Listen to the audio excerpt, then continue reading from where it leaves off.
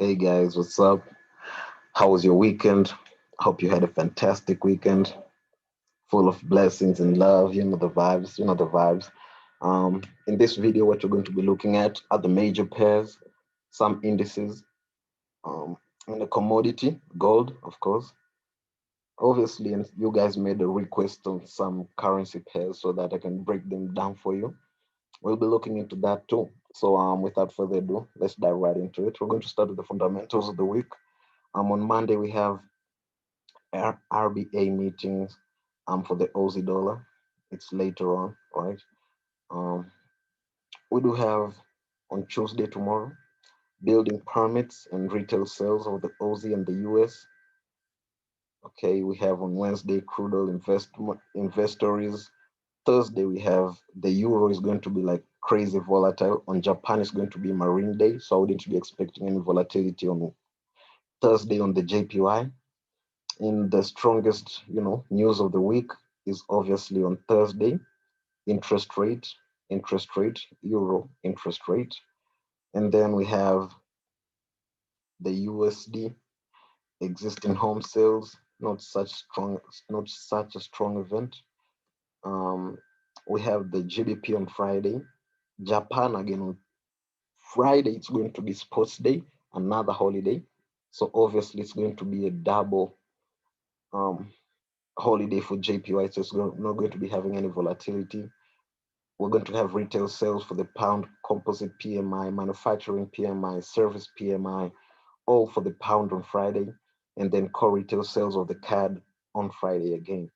So looks like the US this week isn't going to be having a lot of fundamentals. So the US is all good, it's all Gucci.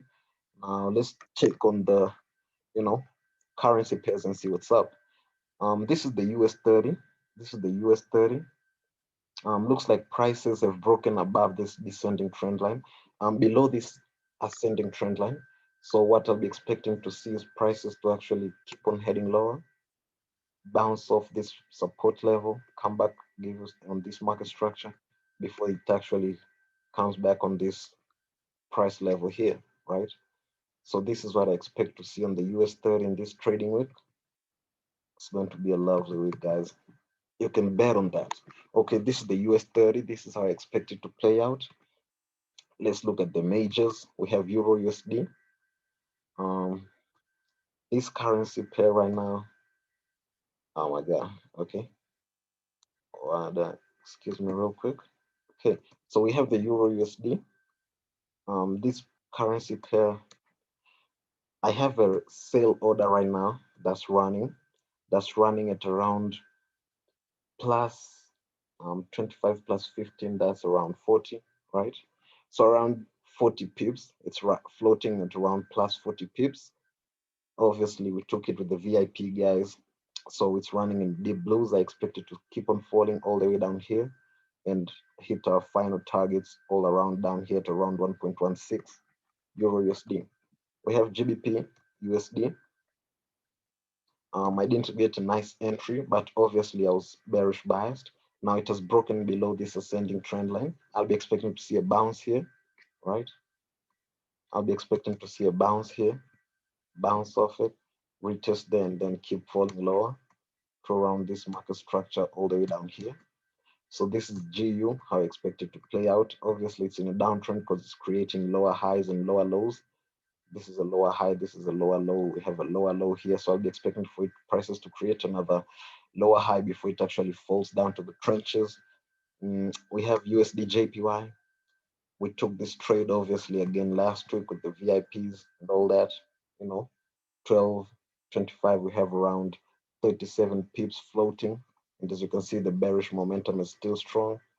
I'll be expecting to see prices keep falling on this one, although I'll go break even on it. So it's all Gucci. We have Usdchf. This pair looks like it's pushing higher, obviously breaking another resistance level here. So I'll be expecting to see it retest it, make it a support level, right?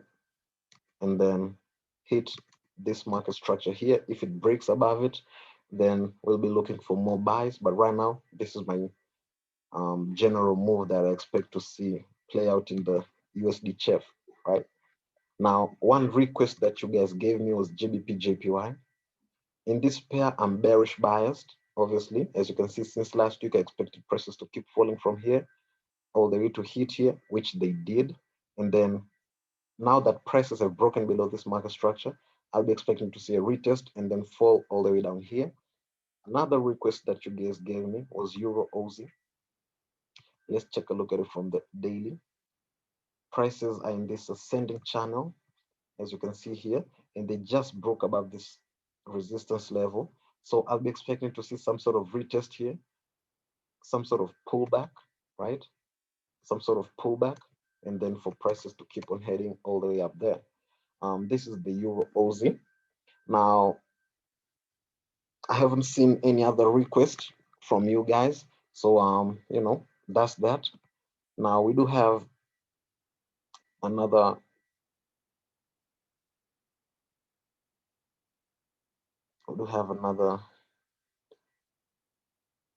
this is NAS100.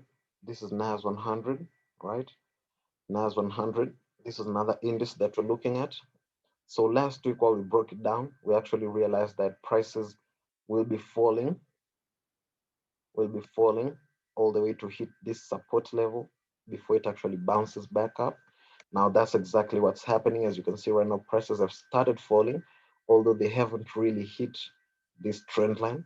So anyways, after seeing this bearish direction, this bearish reversal, then I'll be looking for entries on the lower time frames to keep shorting it to around 1.14, right at around here, 1400, 14,000, right? Before we actually keep on going higher. Another pair that we're looking at is Volatility 75. Obviously, this is the daily scale.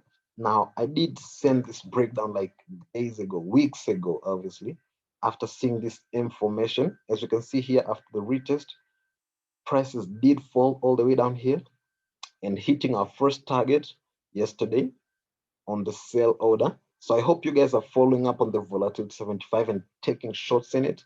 So right now, my general bias is that I'll keep on expecting to see prices keep on falling to around here.